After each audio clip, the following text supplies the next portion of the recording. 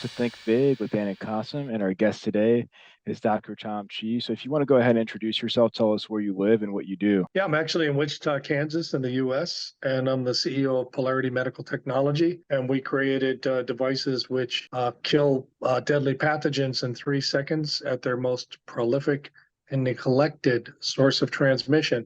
So you're talking about 1 million people globally, 100,000 in the US every year dying from these largely preventable infections. And I also look like Mr. Potato Head. What's going on with you? Not too much. So I guess if you could just tell us, how how did you get your job? Oh, I'm sorry. How did I get which job? The How did you in get this your job? business? Yeah. How did you start your Yeah, business? I've been practicing medicine for 40 years, and then during the COVID pandemic, I saw a study that said that in 4 hours, half of a facility is contaminated by one germy doorknob or door lever, and it was very poignant at the time. And I said I'm going to solve that, and I did. And then COVID passed, and it turned out though that the resistant things like MRSA are killing people every day, and those that they don't kill, they certainly aren't showing a good time, and that's many, many more. And that costs about $50,000 a year per patient, whether they live or they die. So there's a lot of incentives to save these lives besides just that it's a good thing to do. So anyway, I jumped in and I began creating engineering solutions and 2,000 emails back and forth with my engineers later. And my engineer who made the printed circuit boards and constructed the devices also created the Disney lightsaber. And so here we are. Cool. So, what is a typical day look like for you? I rely a lot on technology. So I've already had 2 Zoom meetings this morning, one with another doctor in Israel who is also into medical devices and has many patents. And then the last call was with a distributor who does millions with hospitals and owns multiple companies. And so in this case, we're working on our plans for order processing, distribution, and origins of orders in hospitals, which is our main focus, so that we can combat this. And these products are similar in cost to existing architectural door hardware, so it makes sense. So I rely heavily on Zoom, on Calendly for automatic calendar appointments that updates itself so I could just be there when I need to be instead of going back and forth. I also am on Slack and was communicating with the Armenians who are working on doing 3D hyper realistic photos and video for our crowdfunding campaign, which is also one of the big $1 million raisers out of Armenia. And then also I'm working with another crowdfunding company on other inventions and designs. And then we go to manufacturing. And so it's really reaching out in all these different directions to move a company and to do much of the work myself with a number of different consultants. So that's about 14 hours there. That's nice. So, what are the things, because you're using technology a lot, so what are the things that you like in the tech you are using right now? In the tech that I'm using? Yeah. Well, I like the cross integrations because being able to have all of my appointments automatically scheduled just by dropping a link into a LinkedIn or some other method of communication. There's no going back and forth on times and availability. It's easy to receive notices. It's easy with Slack because I have a number of different channels there. So one is with my legal team. One is with actually an accelerator that we just finished. Another is with this crowdfunding formula and their design teams. Another is with one of my graphic designers and PR people. And so all of these things show up automatically. So all I have to do is attend to the information, which just like with our devices, it's similar to what Steve Wozniak, that co-founder of Apple, he said, I love your devices because you've made it so simple for people to use. And that's what these cross integrations do. They make it so simple for me to carry out business instead of carrying out the details of software and communication and all that kind of stuff step by step, as if I'm carrying water up the hill. And is there anything that you really don't like and could be a pain for you right now? I don't know. I mean, I wake up every day presuming that it's an obstacle course and that that's half the fun and that's what keeps me flexible and nimble. And so I see obstacles and I go, and this is the path around. And that's what Bruce Lee taught us about the Kung Fu, to be like water that can find any crack. And it so happens, by the way, that Bruce Lee's my Kung Fu uncle, because my Sifu became the Grandmaster and he was Kung Fu brother to Bruce Lee in Hong Kong. And now Nice. I'm Grandmaster. Cool. Cool. So do you think AI can improve the daily routine, or AI can play a good role in your business domain? Are there things that would improve the daily routine and in the business domain? Yeah, even if they can help you in either In terms of, case. yeah, like in terms of AI specifically. Yeah, in terms of Well, AI. I will say first with Monday.com, we're now moving into an integration that includes our emails and our trains of thought, so that that's also all in one place, and especially for multiple businesses. I think that the thing about AI, as it gets better and better, it will be able to carry out, for instance, we're already planning on using chatbots for our customer service. And so, because we feel that that'll take care of probably 95% of customer service. And so there's AI for you, because it's not your old chatbot. It's the new deal where you have to talk for 6 hours to be sure that you're talking to a robot. But do you think this sort of bots can work within your own technology system? Like, I'm not saying like you are going to use ChatGPT for some of your questions. I'm saying like your in your own website, in your own domain. Do you think these sort of chatbots can play a good role? Because I know a good story from one of my friend. Like he was a doctor, and he asked for a solution to a company to develop something for them where they will have all the books. They do have a data of the books, so they will have all the books placed in it, and he will be going to give some symptoms, and symptoms will be mapped over there, and it will give them data accordingly. So do you think this sort of thing can work in your business as well, or maybe something related to this? Well, I've already used ChatGPT to generate financial tables, projections, and all that kind of stuff. I will say the one problem I had, besides the fact that getting it to accurately provide, is that also I had to go over all of the numbers, because quite frequently there are errors in the math that ChatGPT does. So maybe that's GPT-4 of 5, I presume, is going to be exponential to 4, in which case, presumably, and by the way, we're all just biding time. What you're doing, what I'm doing, we're just biding time. In the future, there won't be any jobs. It'll be a question of whether you want to be an angry artist, or procreate all the time, or meditate and become the Buddha. But it won't be out of need for work. And it'll be an age of abundance. So we'll see how it goes, and how we're treated by So, the robots, yeah. so I was just Please. gonna, yeah. So like making this transition, I mean, you said that you were a medical doctor and starting your own company. I'm sure that was kind of a scary thing. What made you want to make that transition? Like, what did that look like for you? So I'm a doctor of Oriental medicine, and I've treated about 100 medical doctors, including Dr. Oz.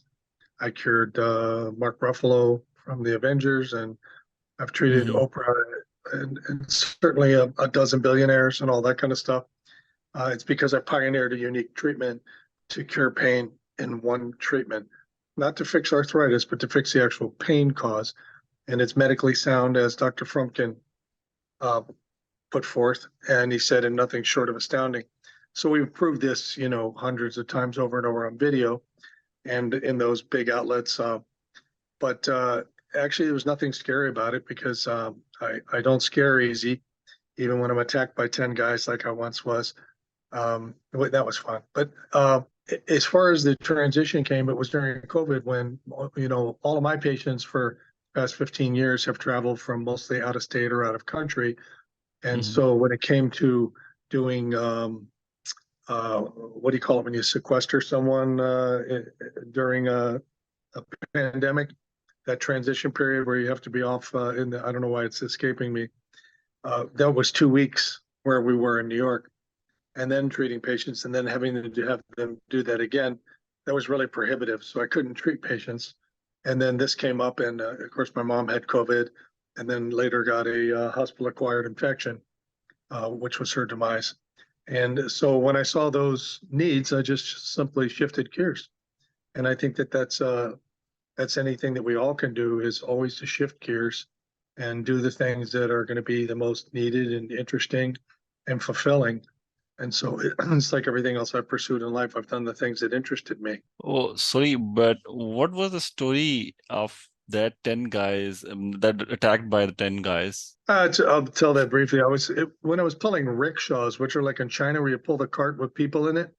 Yeah, Yeah. and I had a stunt rickshaw built so I could do flips and all that. I was training Kung Fu 10 to 12 hours every single day for Hmm. 5 years.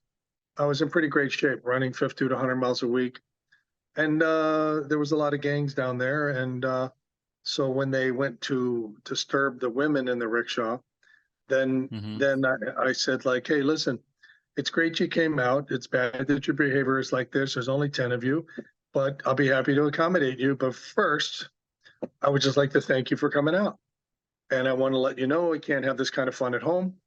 And I'm just thrilled. And by the way, my leg is shaking. That's good news for you. Oh, that's bad news. That's adrenaline. Let's begin. Okay, And then I that's try to be interesting. as gentle as possible because it is serious business.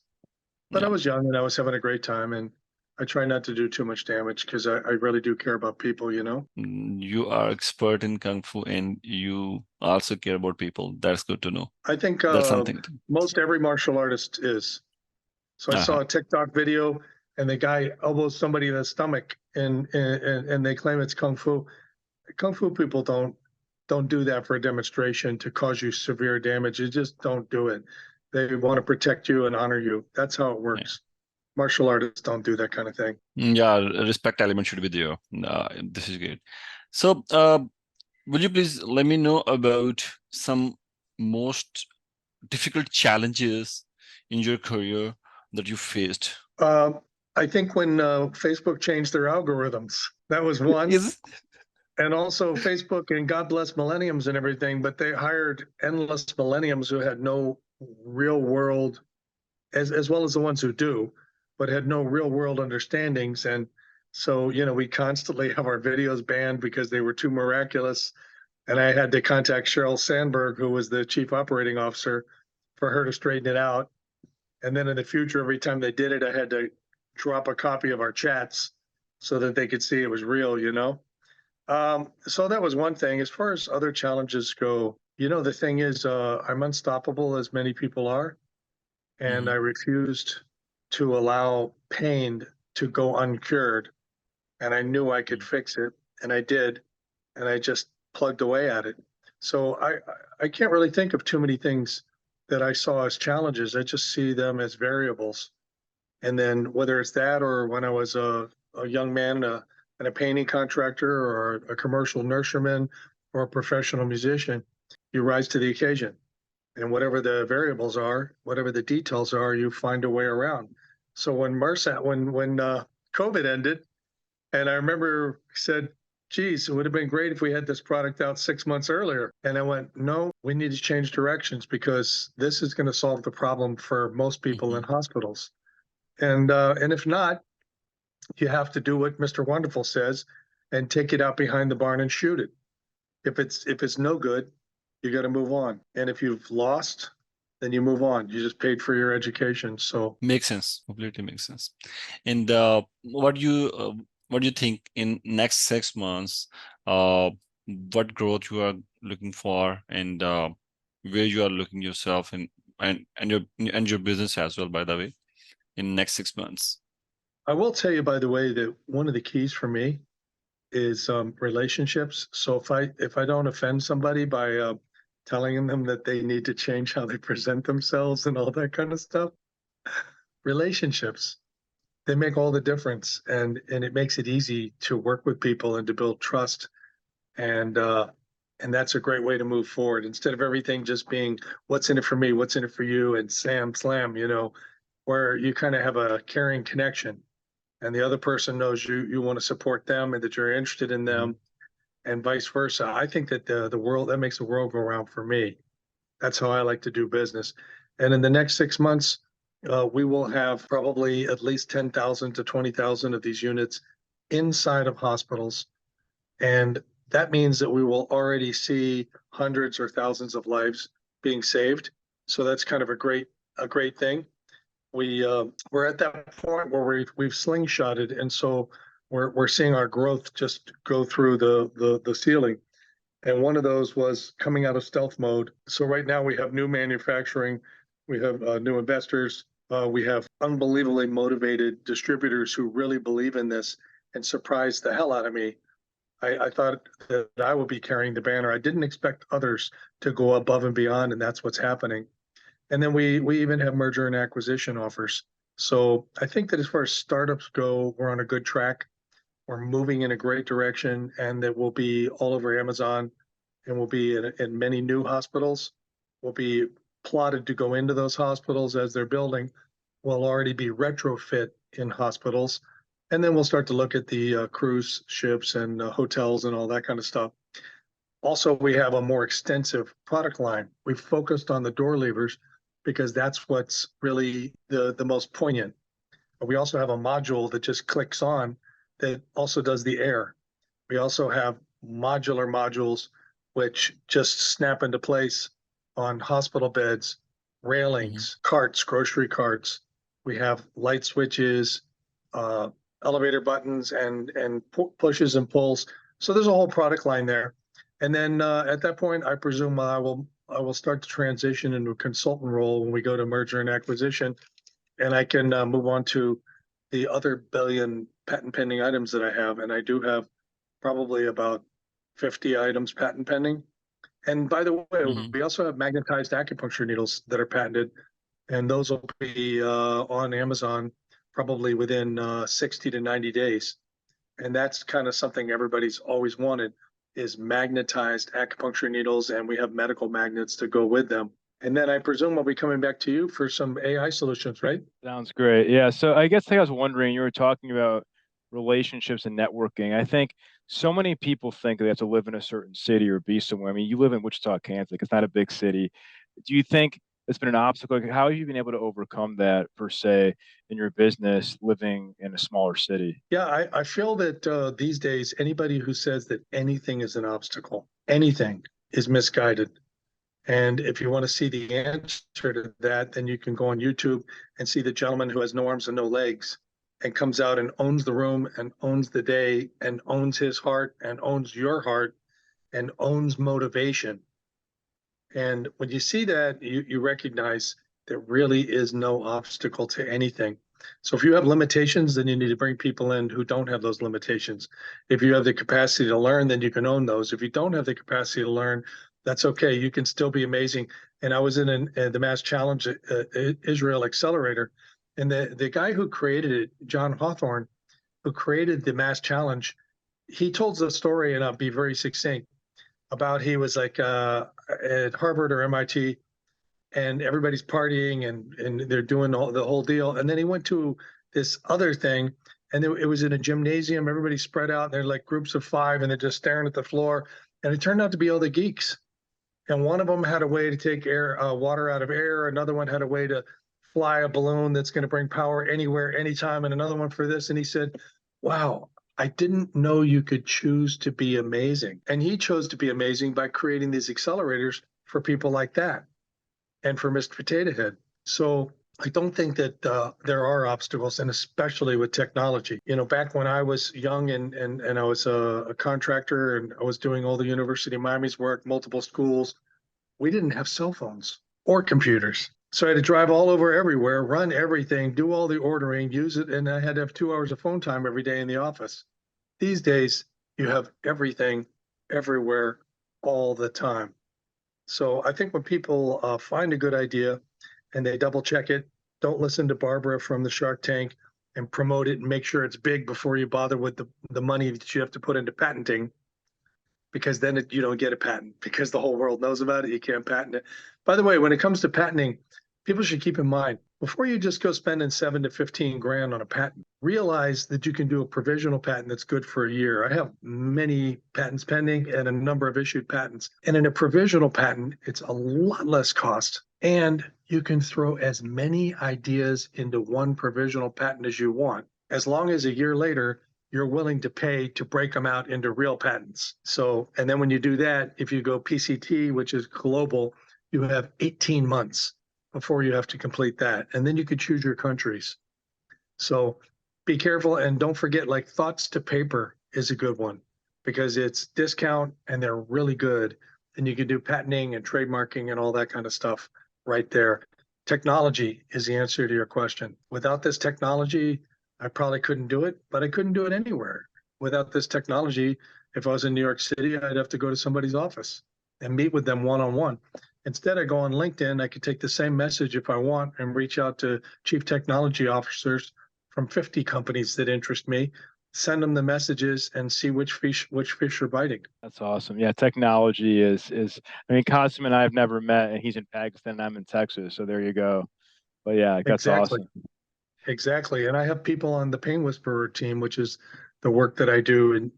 And you maybe you saw one of those videos, the painwhisperer.com. I have, my staff, I've never met them. And this is like 15 years later. In person, I've never met them. We don't do anything except online. All of our communications with payments, scheduling, questions answered, it's all done online. It's all done automatically these days just by going to a page and there's a Calendly link. It's linked to PayPal. It also has all of our information and policies. And then we always treat people with respect. We honor them and leave them, 9 times out of 10 in a situation where they have incurable pain. It's cured and they experience it tangibly and then it lasts. Otherwise, move on. If you're doing something that doesn't do what it says it'll do, isn't useful, can't either be patented or otherwise in demand, then you don't belong to be there. And in the accelerator I was in, some pretty wonderful people who didn't have a patent, didn't have a system that could be patented, and they were doing things that anyone can do. And it's hard to attract partners and investment and all that if anybody could do it. As Mr. Wonderful says, what's to keep me from going out and having my people do it at half the price you can and stomp on you like the cockroach you are, which is his way of expressing, not mine. Awesome. Well, Dr. Shi, thank you so much for your time. How could somebody reach out to you and thank you for doing this interview? I don't know that anybody needs to thank us, but you can find us at polaritymedical.com. That'll show the devices. It'll show the website that needs to be upgraded, or maybe they get there after it's been upgraded, but everything else is upgraded. Awesome. Awesome. Well, thank you so much. And yeah, it was a great conversation. I learned a lot. So yeah, thanks again for your time. Thank you You for the have work all. you're doing. And I had a chance when we had a brief chat yesterday, I had a chance to get to know you guys a little bit. I really love your motivation. I think you're on a great mission. And I wish you all the success, man, because you're really helping people. Thank you so much. And likewise, we're rooting for you in Polarity Medical as well. By the way, I like your ideas. You have a lot of ideas. I will stay connected with you because I always like ideas. Well, let's make sure we stay connected. And I have ideas that had Yes. ideas. It takes me 8 seconds though. So if you got something challenging, watch out. I'm going to need 8 whole seconds to come up with a solution. Sounds Cool. good. Awesome. That's great. Thank you. Thank you so Oh, much. and I got one other thing if there's time. Sure. Yeah, go for it. Okay, this is important for creators that are looking to create. When I was a kid, I read a book and it was on Thomas Edison, the inventor, the prolific inventor. And Thomas Edison, it said, would lay on a massage type table with his arms extended toward the floor, a ball bearing in each hand, and the equivalent of a wok or metal pan under his hands. He would lay down and he would allow himself to drift off, which is, by the way, is slowing your brain waves. He would lay in this state and he would do his creating there. And when the ball slipped out of his hands, it meant that he went too far, crossed the line and fell asleep, and he'd pick up the balls and begin again. MRI studies show that the aha moments happen when we are in alpha or slower brainwave wavelengths. Most people are in beta all the time, and they may have a glass of wine or read a book or daydream, and they start to slip into alpha. So you can daydream, and that's a great place to create. For myself, I began meditating when I was 16 and meditated deeply. And after a year of using a galvanic skin response meter that shows the speed of your brainwaves, I discovered that my brainwaves have never gone back to the beta state where most people live. and have always been alpha or slower. And it enables a creative fire that's benign and delicious that you can have from morning till evening. And if you don't want to create, that's okay too, because it also brings delicious, deep contentment that's like being massaged by 100 people all at one time, all day long. Other than that, I have no opinion. Awesome. Well, thank you so much. And yeah, that was great. Very insightful. So yeah, thanks again. Big finish. Uh-huh. Take care. Yeah. Yeah. Thank you. All right. And Thanks. thank you so Uh, much. all right. Thanks. All I right. hope Thanks. to talk to you guys soon. Sounds great. Yeah. Thank you Likewise. again. Likewise. Yeah.